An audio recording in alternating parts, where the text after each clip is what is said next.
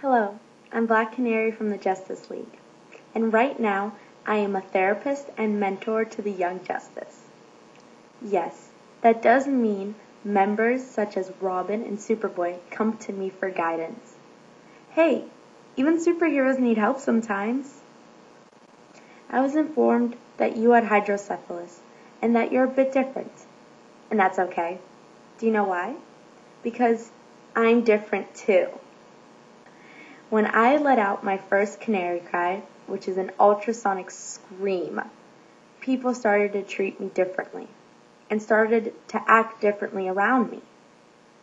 But I got through it because I had a wonderful support system of people who love me. And you have a support system just like that. Always remember, you are unique and strong, just like a superhero. If you ever want to join the Justice League, you have an open invitation.